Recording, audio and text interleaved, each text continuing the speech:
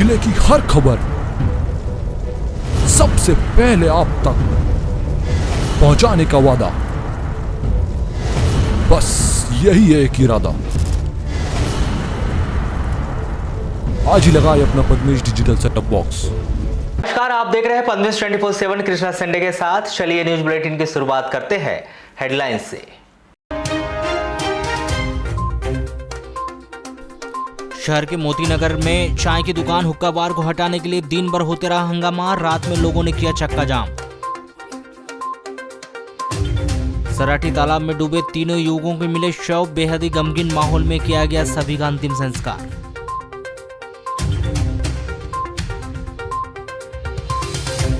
अधिवक्ता संघ के आए चुनाव परिणाम। प्रवेश मलेवार चुने गए जिला अध्यक्ष।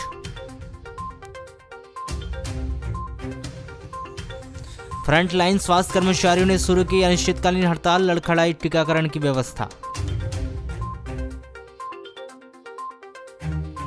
शहर के मोती नगर में संचालित मेटल्स हाउस की दुकान में पुलिस बनकर लूट का किया गया प्रयास। कोतवाली में दर्ज हुआ मामला।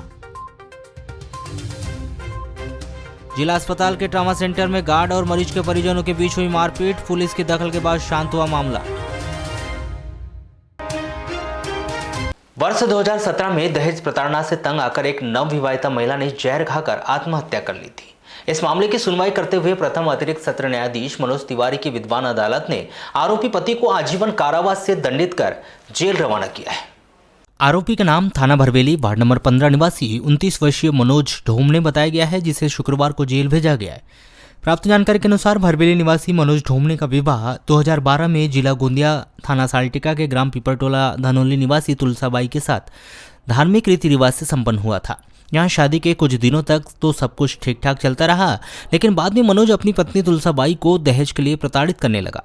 ससुराल पक्ष की कई बार समझाइश के बाद भी मनोज नहीं माना, जो अपनी पत्नी को शारीरिक व मानसिक रूप से दहेज के लिए प्रताड़ित करते रहा, जिसे तंग आकर पत्नी तुलसाबाई ने जहर खा लिया, जिसकी 15 दिसंबर 2017 को उपचार के दौरान मौत हो गई। जिस पर भरवेली पुलिस ने मनोज के खिलाफ भारतीय दंड संहिता 498A 304B के और दहेज प्रतिषेध अधिनियम के संबंधित 3/4 के तहत अपराध दर्ज कर आरोपी की गिरफ्तारी कर उसे न्यायालय में पेश किया। इस पूरे मामले पर चली लंबी सुनवाई के बाद 12 नवंबर 2021 को प्रथम अतिरिक्त सत्र न्यायाधीश मनोज तिवारी की अदालत ने अपना फैसला सुनाते हुए आरोपी मनोज को धारा 498A के तहत दोषी पाते हुए 2 वर्ष का कारावास और 2000 रुपये का अर्थदंड, धारा 304B में आजीवन कारावास और 50,000 रुपये का अर्थदंड और धारा 3/4 में 1 वर्ष की सजा और 2000 रुपये के अर्थदंड से दंडित किया है। जहां विद्वान न्यायालय ने अपना फैसला सुनाते हुए आरोपी को शुक्रवार शाम जेल भेज दिया है। ये भरवेली थाना के अंतर्गत भरवेली निवासी मनोज ढोमने के विरुद्ध उसकी पत्नी को प्रताड़ित किया गया था और बाद में उसकी पत्नी ने दहेज प्रताड़ना से तंग आके दहेज खा के अपनी आत्महत्या कर ली थी। और इस संबंध में भरवेली थाना ने संपूर्ण जांच के उपरांत आरोपी के विरुद्ध धारा 498A 304B एवं 3-4 दहेज प्रतिषेध अधिनियम का आरोप तैयार करके माननीय श्री प्रथम अतिरिक्त सत्र न्यायाधीश मनोज तिवारी के न्यायालय में अभियोग पत्र प्रस्तुत किया था तथा अभियोग पत्र में संपूर्ण साक्ष्यों के उपरांत एवं अभियोजन के द्वारा प्रस्तुत समस्त तथ्यों से न्यायालय द्वारा संतुष्टि पाकर आज दिनांक को आरोपी मनोज ढोमने को धारा 304B में आजीवन कारावास से दंडित किया गया। साथ ही उसे 50,000 रुपये के अर्थदंड से भी दंडित किया गया है। इसके अतिरिक्त धारा 498A में भी 2 वर्ष का कारावास एवं धारा 4 दहेज प्रतिषेध अधिनियम में 1 वर्ष का कारावास की सजा दी गई है। तो आज रवाना कर दिए गए थे और उसको आज ही न्यायिक परीक्षा में जेल भेज दिया। जिला अस्पताल में ट्रॉमा सेंटर में उस वक्त भारी हंगामा मच गया जब इमरजेंसी वार्ड में तैनात एक सुरक्षा गार्ड ने एक व्यक्ति को उसकी प्रसूता पत्नी से मिलने से मना कर दिया, जिसके तुरंत बाद सुरक्षा कर्मी और उस महिला के पति के बीच वाद विवाद हो गया और जहां धक्का मुक्की के बाद दोनों के बीच जमकर हाथापाई हो गई। ट्रॉमा सेंटर में विवाद इतना बढ़ गया कि 100 डायल कर पुलिस बुलाना पड़ा। पुलिस ने दोनों पक्षों को समझाइश देकर मामला शांत करवाया, जहां फरियादी ने थाना कोतवाली पहुंचकर ट्रामा सेंटर के इमरजेंसी वार्ड में तैनात सुरक्षाकर्मी की लिखित में शिकायत दर्ज कराई है। प्राप्त जानकारी के अनुसार मगरदर्रा तुमड़ी टोला निवासी तूफान सिंह मस्कोले ने अपनी 8 माह की गर्भवती पत्नी मालन मस्कोले को पेट में तकलीफ होने पर ट्रामा सेंटर में भर्ती कराया था, जहां गर्भ में बच्चे की मौत होने पर महिला चिकित्सकों ने उसकी डिलीवरी करा मृत बच्चे को गर्भ से बाहर निकाला, जिसका अंतिम संस्कार एक दिन पूर्व गुरुवार को ही हो चुका था। लेकिन प्रसूता की हालत कमजोर होने पर उनसे इमरजेंसी वार्ड में भर्ती करके रखा गया था। उस वार्ड में पुरुष के प्रवेश पर रोक होने के चलते तूफान अपनी साली को इमरजेंसी वार्ड में भेजकर पत्नी का हाल चाल जानना चाहता था। जब तूफान की साली 3 से 4 बार वार्ड के भीतर गई तो उसकी बहन उसे वार्ड में नहीं दिखाई दी, जिसकी जानकारी साली ने अपने जीजा तूफान को दी, जिस पर तूफान व्याकुल हो गया, जो वार्ड के भीतर जाने लगा, जिस पर वार्ड के सामने सुरक्षा पर तैनात सुरक्षा गार्ड ने उसे भीतर जाने से रोक दिया। इसी बीच दोनों के बीच वाद विवाद हो गया और उसके साथ ही हाथापाई भी शुरू हो गई। बताया जा रहा है कि इस विवाद में सुरक्षा गार्ड ने तूफान के सर पर पाइप से हमला कर उसे घायल कर दिया, जिसके बाद ट्रामा सेंटर के चारों ओर चीख पुकार मच गई। जहां तूफान के परिजनों ने इस पर आपत्ति जताते हुए जमकर हंगामा मचाया, वहीं मौके पर पहुंची कोतवाली पुलिस ने दोनों पक्षों को समझाइश देकर मामला शांत करवाया है और फरियादी को कोतवाली ले गई, जहां फरियादी की शिकायत के आधार पर संबंधित धाराओं के तहत सुरक्षाकर्मी के खिलाफ मामला दर्ज किया गया है। मैं आज कंप्लेंट लिखवाने आया हूँ। गार्ड ने मुझे मारा है। मेरी मिसेज जो है भर्ती है जिला चिकित्सालय में, पिछले 2-3 दिनों से है और कल रात को ही मेरा बच्चा खत्म हुआ है और बहुत इमरजेंसी वार्ड में है और मेरी मम्मी उनके साथ है। वो थोड़ा पैरालाइज है, उनसे बनता नहीं। तो मैंने अपनी साली को बुलाया था गाँव से, उनको लेके अंदर जाने के इसमें उनने जाने नहीं दिया और पूछा मेरे से कौन है अंदर, तो मैंने नाम बताया पूरा, मालन मस्कोले। तो बोले अबे गोंड गुआरे ऐसा वैसा। अब अंदर जान दे भाई, रिक्वेस्ट भी किया उससे अंदर जान दे, बहुत इमरजेंसी में है। तो उनने मुझे गाली गलौज दिया और काला पकड़ा, नहीं जाने। जब एक बार बता रहा हूँ तो समझ नहीं आ रहा कैसा गाली गलौज किया, बाहर लाया और मार दिया उसने मेरे को। उनका नाम ओम नकपुरे बताया जा रहा है, वो गार्ड है। जी जी जी हाँ, शिकायत टीआई सर के सामने लिखी गई है। इस पूरे मामले के संदर्भ में की गई चर्चा के दौरान जिला अस्पताल के आरएमओ डॉक्टर अरुण लांजेवार ने मामले की जांच कर कार्रवाई किए जाने की बात कही है। इसमें तो भाई उस गार्ड को जिला चिकित्सालय बालाघाट में अभी वर्तमान में जो सिक्योरिटी सिस्टम है, जो अलग अलग विभाग में जैसे मेडिकल वार्ड है, सर्जिकल वार्ड है, गायनिक वार्ड है, यहाँ पे पेशेंट लोग के आने जाने की व्यवस्था और उनकी सुविधाओं के हिसाब से गार्ड की व्यवस्था कराई गई है, ताकि मरीजों को दिशात्मक मिल सके कि वो कहाँ जाना है और भीड़ न लगे मरीज के पास में, क्योंकि मरीजों की स्वास्थ्य को देखते हुए उनके पास ज़्यादातर भीड़ न लगे और गंदगी न बनी रहे। इस कारण से गार्डों को रखा गया है। अगर किसी कारणवश बदतमीजी हुई है और किसी गार्ड ने अगर ऐसा किया है तो उस पर कार्रवाई जरूर की जाएगी। इस मामले की भी जांच की जाएगी। लालवारा मुख्यालय सहित ग्रामीण क्षेत्रों में चोरियों का सिलसिला रुकने का नाम नहीं ले रहा है और चोरियों में इजाफा लगातार होते जा रहा है एवं अज्ञात चोर पुलिस के शिकंजे से कोसों दूर है, जिससे पुलिस की कार्रवाई पर व गश्त पर भी प्रश्न चिन्ह उठने लगे हैं। साथ ही लगातार हो रही चोरी की घटनाओं से व्यापारियों के साथ ही आम जन भी परेशान नजर आ रहे हैं। मुख्यालय से लगभग 4 किलोमीटर दूर ग्राम पंचायत बकोड़ा में स्थित मां कात्यायनी मंदिर व हनुमान मंदिर में 11 नवंबर की रात में अज्ञात चोरों ने मंदिर का ताला तोड़कर दोनों ही मंदिरों में रखे दान पेटी की चोरी कर उसमें रखे रुपए निकालकर दोनों ही दान पेटियों को मां कात्यायनी मंदिर के बाउंड्री वाल के पीछे छोड़कर फरार हो गए। इस तरह अज्ञात चोरों ने अब भगवानों के मंदिरों में भी चोरियों की घटनाओं को अंजाम दे रहे हैं। प्राप्त जानकारी के अनुसार प्रतिदिन की तरह मंदिर का पुजारी 11 नवंबर को रात में मां कात्यायनी मंदिर के दरवाजे बंद कर अपने घर चले गए थे एवं 12 नवंबर की सुबह जब वह मंदिर खोलने गए तो गेट का ताला टूटा हुआ दिखाई दिया एवं मंदिर में रखी दान पेटी नहीं दिखाई दी, जिसके बाद पुजारी ने तत्काल ही मंदिर के आसपास निवासरत लोगों व समिति अध्यक्ष, पदाधिकारियों व पुलिस को चोरी की सूचना दी।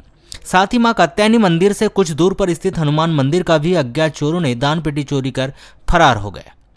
इसी तरह अज्ञात चोरों ने 11 नवंबर की रात्रि में एक साथ बकोड़ा में स्थित 2 मंदिरों के दान पेटी को चोरी की घटनाओं को अंजाम दिया है, जिससे भक्तजनों व ग्रामीण जनों में आक्रोश व्याप्त है और पुलिस प्रशासन से अज्ञात चोरों को जल्द ही गिरफ्तार कर सख्त कार्रवाई करने की भी मांग की गई। पुलिस ने मां कात्यायनी मंदिर समिति के अध्यक्ष अरुण लानगे की रिपोर्ट पर अज्ञात चोरों के खिलाफ मामला पंजीबद्ध कर जांच शुरू कर दी है। ये कल रात की घटना रही होगी चोरी की। सुबह फ़ोन आया कि मंदिर का ताला टूटा हुआ है। हम वहाँ पे गए, वहाँ देखने के बाद पता चला कि मंदिर की पेटी गायब है।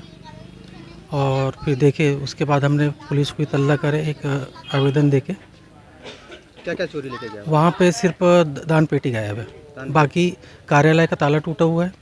कार्यालय से कोई क्षति नहीं, कार्यालय में वहाँ अलमारी रखी हुई थी, उसमें किसी प्रकार की कोई नुकसान नहीं हुआ है और सिर्फ दान पेटी गायब है। जानकारी भी लग रही है कि उसके बाजू में जो हनुमान मंदिर है वहाँ का भी दान पेटी चोरी हुई है। हाँ, वहाँ की भी दान पेटी चोरी हुई है और दोनों दान पेटियाँ काली मंदिर के पीछे जो बाउंड्री है उस बाउंड्री के पीछे फेंक दी गई है। तो रात में कोई नहीं रहता वहाँ? वहाँ रात में कोई नहीं रहता मंदिर में। सुबह पुजारी गया, उसने बताया? जब सुबह पुजारी गया उसने हमको सूचना दी। कितनी की राशि की चोरी हुई है? लगभग दान पेटी में 1000 से 1500 रुपये रहे होंगे।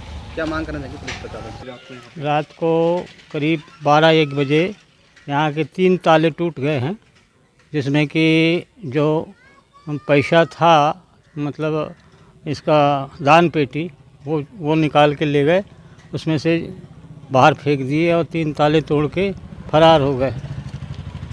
कितने वर्षों से आप पुजारी हुए? आप बहुत सालों से हैं। तो पहली बार घटना घटी कि इसकी पहली भी घटना? नहीं, अभी पहले बार घटी है।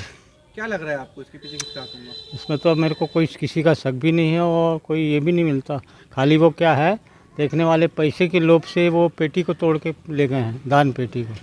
बाकी सामान जो है सब पूरा पड़ा है। दान पेटी यहाँ बाजू में की बाउंड्री अंदर में थी, अंदर में मतलब हनुमान जी के पास में दान पेटी रहती है।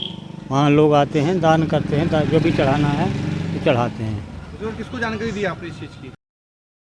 शुक्रवार को जिला अधिवक्ता संघ चुनाव संपन्न कर 2 वर्षों के लिए जिला अधिवक्ता संघ की नई कार्यकारिणी की घोषणा कर दी गई, जहां शुक्रवार रात तक चली मतगणना के बाद संघ के अध्यक्ष, उपाध्यक्ष, सचिव सहित अन्य कार्यकारिणी के पदाधिकारियों व सदस्यों के नाम का ऐलान कर दिया गया, जिसमें अध्यक्ष पद के प्रबल दावेदार प्रवेश मलेवार अपने प्रतिद्वंदी उम्मीदवार अमित मंगलानी को शिकस्त देकर एक बार फिर से जिला अधिवक्ता संघ के नए अध्यक्ष चुने गए हैं।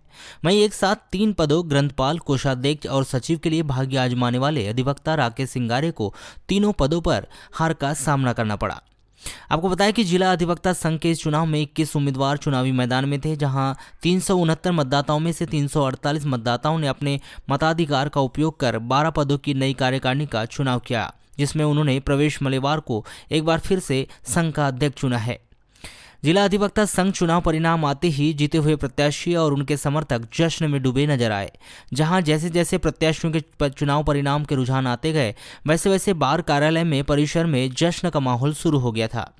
जहां चुनाव के अंतिम परिणाम आते ही जीते हुए प्रत्याशी और उनके समर्थक जश्न में डूब गए, जिन्होंने बार के सामने जमकर आतिशबाजी की।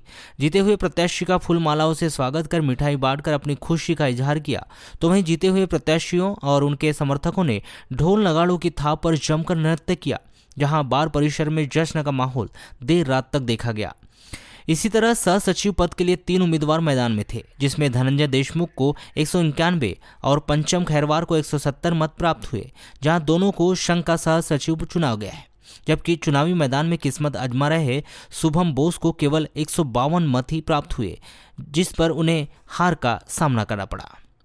कोषाध्यक्ष पद के लिए 2 उम्मीदवार चुनावी मैदान में थे, जिसमें संजय अग्निहोत्री को 238 मतों से संघ का कोषाध्यक्ष चुना गया, जबकि राकेश सिंगारे को 101 मत के साथ हार का सामना करना पड़ा।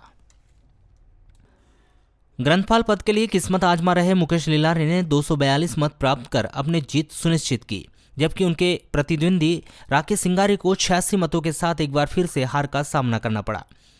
उपाध्यक्ष पद के लिए अपनी किस्मत आजमा रहे 3 उम्मीदवारों में से 2 उम्मीदवारों को हार का सामना करना पड़ा, जहां सत्य प्रकाश सलाखे को 146 और शंकर कनौजिया को महज 128 मत मिले, जबकि पीयूष ब्रह्मे ने 162 मत प्राप्त कर उपाध्यक्ष पद पर अपनी जीत दर्ज करी। सचिव पद के लिए की गई वोटिंग में विकास श्रीवास्तव ने 178 मतों के साथ अपनी जीत दर्ज कराई, जबकि आनंद टेमरे को 164 मतों के साथ हार का सामना करना पड़ा। इसी तरह अध्यक्ष पद के लिए की गई वोटिंग में अनिल मंगलानी को महज 127 मत मिले, जिस पर उन्हें हार का सामना करना पड़ा। तो वहीं 220 मतों के साथ प्रवेश मलेवार एक बार फिर से जिला अधिवक्ता संघ के नए अध्यक्ष चुने गए। कार्यकारिणी पद की सबसे प्रारंभ में गणना की गई, जिसमें अशोक शर्मा ने 208, हरमिंदर सिंह भाटिया ने 208 मत लिए, दीपेश मोहारे ने 198 मत लिए, नरेंद्र कुमार धोहारे ने 195 मत लिए और दुर्गेश लिंजे 206 ऐसे 5 प्रत्याशी विजयी हुए कार्यकारिणी पद के लिए। इसमें 6 मत निरस्त भी हुए हैं। उसके पश्चात सह सचिव पद की गणना हुई, जिसमें धनंजय देशमुख 191 मत विजय घोषित हुए। दूसरे विजय प्रत्याशी पंचम खैरवार 170 वोट लेके, इसमें भी 6 मत अवैध हुए। उसके पश्चात कोषाध्यक्ष पद की गणना की गई, जिसमें राकेश सिंगारे को 101 वोट मिले और संजय अग्निहोत्री जो पूर्व में भी कोषाध्यक्ष थे उन्हें 238 मत लिए, विजय घोषित हुए।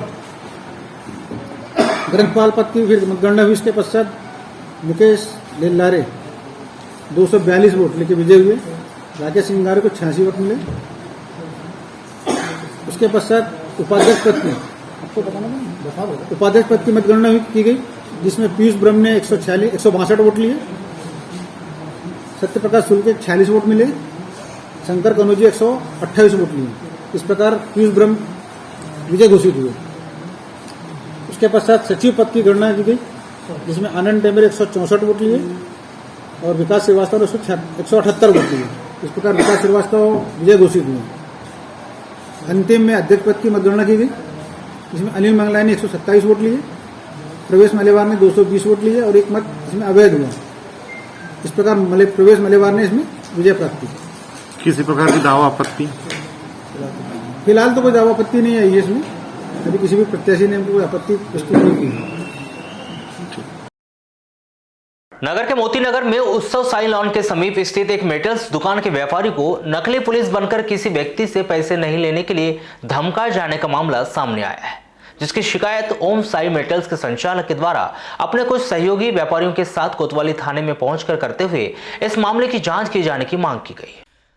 कोतवाली थाने में पहुंचे ओम साई मेटल्स दुकान के संचालक आदिल सिकंदर पुरी ने बताया कि उनकी दुकान में 10 नवंबर की रात्रि में करीब 7:30 बजे 4 लोग पहुंचे थे, जिनके द्वारा स्वयं को पुलिस वाला होना बताया था।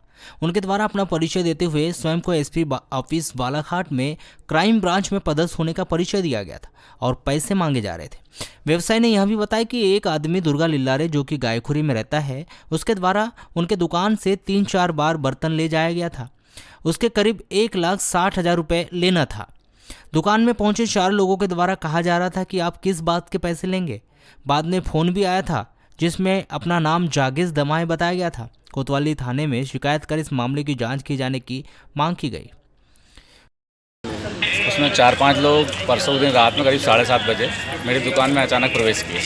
मैं समझा कस्टमर होंगे, सीधे अंदर घुसे। मेरे बेटे ने उनसे पूछा कि कब कौन हो आप लोग, तो उनने उसको गाली दी। बोले हम एसपी ऑफिस से हैं, क्राइम ब्रांच से, अपना परिचय दिए और पैसे लेना था। तो बोले पैसे काहे के वीडियो बनाओ, ऐसा वैसा उन्हें करने लगे। पैसे मांग रहे थे। एक आदमी है दुर्गा लिल्लारे करके, उससे मेरे को पैसे लेना था बर्तन के। जी, इस बात को लेकर के आपके पास मेरे पास बोले पैसे किस बात के देंगे, हम आज एसपी ऑफिस चल जाएंगे, ऐसा वैसा। एसपी ऑफिस से आए हैं। पहले उसका मेरे पास फ़ोन भी आया था। बोले मैं एसपी ऑफिस से बोल रहा हूँ, जागेश दमा है। पुलिस अधीक्षक अभिषेक तिवारी ने बताया कि ऐसी शिकायत उनके संज्ञान में आई है, जिसको लेकर उसके द्वारा एसपी और एडिशनल एसपी को तत्काल जांच करके कार्रवाई करने का निर्देश दिए गए। इस मामले में उन्हें बताया जा रहा है कि कुछ फुटेज भी है। फुटेज के आधार पर आरोपियों को चिन्हित करके किस उद्देश्य से यह सब किया जा रहा है, इस मामले में जांच करवाई जा रही है। ऐसी एक शिकायत मेरे संज्ञान में आई है और उसमें मैंने सीएसपी को, एडिशनल एसपी को तत्काल जांच करके कार्रवाई करने का निर्देश दिया है। उसमें जो भी मुझे बताया जा रहा है, कुछ फुटेज भी है उसके साथ, तो फुटेज के आधार पे आरोपियों को चिन्हित करके और जो भी उसमें उनकी बदमाशी पाई जा रही है, किस उद्देश्य से वो ये इस तरह कर रहे हैं, उन पर तत्काल वैधानिक कार्रवाई की जा रही है।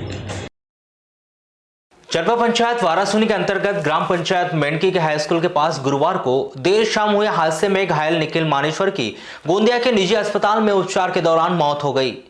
प्राप्त जानकारी के अनुसार भेंडारा निवासी 22 वर्षीय प्रदीप नागपुरे व 20 वर्षीय पवन मस्करे दोनों ही एक बाइक में थे जो मेंढकी जा रहे थे और कोसरी टोला निवासी 35 वर्षीय राजवंशी पिता गणेश मानेश्वर, 30 वर्षीय निखिल पिता उमेश मानेश्वर, 9 वर्षीय प्रिंस पिता धनेश्वर मानेश्वर, 7 वर्षीय प्रिया पिता धनेश मानेश्वर, ये चारों व्यक्ति एक ही बाइक में थे जो मेंढकी से वारासुनी की ओर जा रहे थे। तभी दोनों बाइक की भिड़ंत हो गई। यह भिड़ंत इतनी ज़बरदस्त थी जिसमें प्रदीप नागपुरे और पवन मस्करे की मौत हो गई थी। वहीं घायल राजवंती मानेश्वर, निखिल मानेश्वर, प्रिंस मानेश्वर और प्रिया मानेश्वर का प्राथमिक उपचार कर बेहतर इलाज के लिए उन्हें जिला चिकित्सालय रेफर किया गया था। यहाँ पर बिगड़ती हुई हालत को देखते हुए परिजनों के द्वारा निखिल मानेसर और बेटे प्रिंस मानेसर को गोंदिया के निजी अस्पताल में भर्ती कराया गया था, जहां उपचार जारी था। वहीं राजवंशी मानेसर और प्रिया मानेसर का उपचार जिला अस्पताल में जारी है। इसी दौरान गोंदिया के निजी अस्पताल में भर्ती निखिल पिता उमेश मानेसर की शुक्रवार की सुबह उपचार के दौरान मौत हो गई। वहीं प्रिंस मानेसर की स्थिति कमजोर बताई जा रही है, जिसके बाद पुलिस के द्वारा आवश्यक कार्रवाई करने के पश्चात निखिल मानेसर का पार्थिव शरीर देर शाम तक उसके निज निवास पहुंचा, जिनका देर रात्रि में स्थानीय मोक्षधाम में अंतिम संस्कार किया गया। जिला अस्पताल में शुक्रवार को समय पर ब्लड न मिलने से थाना किरनापुर ग्राम परसवाड़ा निवासी 16 वर्षीय रितु पिता राम भरोसे बोरीकर की मौत हो गई, जिस पर उनके परिजनों ने अस्पताल परिसर में युवती का शव रखकर जमकर हंगामा मचाया, जहां उन्होंने अस्पताल प्रबंधन पर लापरवाही का आरोप लगाते हुए ब्लड बैंक के जिम्मेदारों को उनकी बेटी की मौत का जिम्मेदार ठहराया। बात अगर नियम की करें तो नियम के अनुसार सड़क दुर्घटना वाले मरीज, सिकल सेल के मरीज और गर्भवती महिलाएं सहित अन्य इमरजेंसी केस वाले मरीजों को ब्लड बैंक से निःशुल्क तुरंत रक्त देकर मरीज की जान बचाने का नियम है। लेकिन जिला अस्पताल के जिम्मेदारों को इसकी भी परवाह नहीं है, जो सिकल सेल के एक मरीज के पिता को ब्लड देने से सिर्फ इसलिए इनकार करते रहे कि उस बेबस पिता के पास कोई ब्लड डोनर नहीं था, जबकि ब्लड बैंक में ओ पॉजिटिव ग्रुप का पहले से ही ब्लड मौजूद था। बावजूद इसके भी कि उन्होंने बिना डोनर के ओ पॉजिटिव ग्रुप का रक्त देने से मना कर दिया, जिसके चलते नाबालिग युवती की मौत हो गई। मैं उसे 2 दिन पहले बांगड़े डॉक्टर के पास लेके आया था, लड़की को बुखार आया, उन्होंने दवा लिख दी है, बोले घर ले जाओ आराम मिल जाएगी, बोले ब्लड तो बहुत है, बोले आराम नहीं होगी। तो कल मैं 10 बजे लेके अपनी क्लिनिक में गया, उन्होंने बोले आप एडमिट कर दो, आप बोले मैं आ रहा हूँ। एडमिट कर दिया यहाँ पर। एडमिट करने के बाद में डॉक्टर आया, तो डॉक्टर देखा तो उसको भी तत्काल ब्लड लगेगी, ब्लड की व्यवस्था। बोले तो मैं सर ब्लड कहाँ से लाऊंगी? तो ठीक है बोले मिल जाएगी, बोले सैंपल वैम्पल ले जाओ, बोले वो पतला जी में जाओ, बोले जहाँ ब्लड बैंक वहाँ मिल जाओ, दे भी दिए ना बोले। और उसके बाद में वहाँ से आया, देखा लड़की को ज़बरदस्ती ऑक्सीजन लगा के रखी थी मैडम। लड़की बोले मेरे को ऑक्सीजन लगाता पापा दम घुटता है मेरा। हमको मालूम था कि लड़की सिकलिंग पेशेंट है, हम जानते थे इसको सिकलिंग है, इसको ब्लड लगती है इसकी। अभी वो मैडम मेरे को उसको बोला, तो बोले तुम्हारे घर की स्थिति के, बोले हाँ डॉक्टर, बोले हमको मालूम है क्या करना है, तो बोले लिख के दो, बोले नहीं लगाने बोलते थे, बोले ऐसा बोली ठीक है मेरा। फिर मैंने लड़की को बोला उसको निकाल दो, तो उसको निकाल दिया। उसके बाद में दिन भर अच्छी रही, रात में भी अच्छी रही वो लड़की। और सुबह डॉक्टर लोग आए, तो नर्स लोग डॉक्टर आने के पहले तो क्या इंजेक्शन लगाया, क्या नहीं 3 इंजेक्शन लगा यहाँ पे। मैं बोले इसको दर्द हो रहा है हाथ पर में, 3 इंजेक्शन लगाने के बाद में लड़की अच्छी की रही। उसके बाद में डॉक्टर आया, डॉक्टर बोले क्या बाटल बताया, क्या नहीं बाटल लगाने। वो बाटल कम से कम 3 घंटा से ख़त्म ही नहीं हुआ, बाटल जाता ही नहीं था वो बाटल, कैसा बाटल लगाया क्या कर। फिर बोले उसको ब्लड लगा, डॉक्टर ने बोला ब्लड लगी। बोला अब आप डोनेट करने वाले को ढूंढ लेना, बोले जल्दी करना चाहिए। अब मैं डोनेट करने वाले को ढूंढा, मेरे को हो गया लेट। वो नर्स को बोला आप सैंपल निकाल लो और सैंपल दे दो मेरे को, और वहाँ से ब्लड ला दो मेरे को ब्लड बैंक से। मैं जब तक रोहित वाला आ जाएगा तो आपको मैं ब्लड बैंक वाले ने बोले वो सैंपल ला, तो डॉक्टर से दिखा दो। मैं भैया ब्लड देने के लिए यहीं आया था, मुझे अचानक मालूम हुआ कि भैया मेरे साले की एक्सपायर हो चुकी है। बस और यहाँ जैसे ही मेरे को ये मिला तो उन्होंने बताया भैया ऐसी से ऐसी बात हो चुकी है। तो क्या होता है कि हॉस्पिटल में लापरवाही जो स्टाफ है, ब्लड बैंक में ब्लड रखा हुआ रहता है, ब्लड अवेलेबल उपलब्ध नहीं करा पाते। जब तक ये डोनर को नहीं बुलाओगे आप, तब तक आप ब्लड नहीं दे सकते। हाँ, ये हॉस्पिटल की लापरवाही है। जबकि ब्लड डोनर वाला आ रहा है, आने के बाद अगला बोल रहा है कि भैया मुझे ब्लड चाहिए, ब्लड दे देना चाहिए, उसके बाद डोनर उसको आपको डोनर कर देगा। हाँ, ये कुल मिला के हॉस्पिटल की लापरवाही है। क्या ब्लड था वहाँ अवेलेबल था? ब्लड अवेलेबल मैंने जस्ट अभी ब्लड दिया हूँ किसी पेशेंट को, मैंने अवेलेबल ब्लड दिया हूँ। ब्लड देने के बाद अवेलेबल होने के बाद अगला पेशेंट को ब्लड लगा हुआ है। मेरा ब्लड बैंक में जमा रहा और उसको दूसरा ब्लड बैंक दिया गया है। तो ये कुल मिला के लापरवाही स्टाफ की है यहाँ पे। डॉक्टर लोग क्या बोलते हैं? डॉक्टर लोग ये बताएंगे। डॉक्टर मैं तो जस्ट आया था, ब्लड अगले किसी को देने के लिए आया था, उतने में मेरे को मालूम हुआ है। वहीं मामले को लेकर की गई चर्चा के दौरान जिला अस्पताल के आरएमओ डॉक्टर अरुण लांजेवार ने नियम की जानकारी देते हुए मामले की जांच कराए जाने की भी बात कही है। जिला अस्पताल में जो कोई भी मरीज आता है, सबसे पहले ब्लड देने का क्राइटेरिया तो ये है कि अगर कोई महिला गर्भवती है तो उन्हें तत्काल ब्लड की व्यवस्था करवाई जाती है। तत्काल किसी भी हाल में, चाहे ब्लड बैंक में 1 पैकेट हो, 2 पैकेट हो, कितनी भी व्यवस्था उनकी पहले सबसे पहले उनको की जाती है। दूसरा जो बैगा पेशेंट है और तीसरा जो है कि जैसे कोई मरीज अगर थैलेसीमिया सिंड्रोम या फिर सिकलिन डिसीज, मतलब सिकलिन एक बीमारी होती है जिसमें मरीज को आए दिन खून की कमी बनी रहती है, तो उन बच्चों को भी और उन मतलब यंग पेशेंट जो महिलाएं पुरुष अगर ब्लड की आवश्यकता होती है तो उन्हें भी दिया जाता है। और अगर किसी अर्जेंट स्थिति में, ऐसी स्थिति किसी मरीज का एक्सीडेंट हो या किसी तरह से हालात खराब है और गरीबी रेखा में वो ब्लड नहीं व्यवस्था कर पा रहा है तो उन्हें ब्लड की व्यवस्था कराई जाती है। तो लेकिन कभी कभी हालात ऐसे होते हैं कि ब्लड बैंक में भी उस ग्रुप का ब्लड अवेलेबल नहीं हो पाता, जैसे AB पॉजिटिव है या O नेगेटिव है, तब ऐसे समय में हम मरीज के परिजनों को बोलते हैं कि भाई अभी ब्लड स्टॉक में बिल्कुल भी नहीं है, आप ब्लड ले आइए। इस बात को अगर ये कहा जा रहा है कि एक लड़की की जो 16 साल की थी, सिकलिन के कारण उसकी डेथ हुई है और वार्ड में कहा गया कि पहले अपना डोनर को लेकर के आओ तभी हम ब्लड दिया जाएगा, इस बात की मैं जांच करता हूँ, इसे देखा जाएगा पूरा ओपन करके कि मतलब इसका मामला क्या है।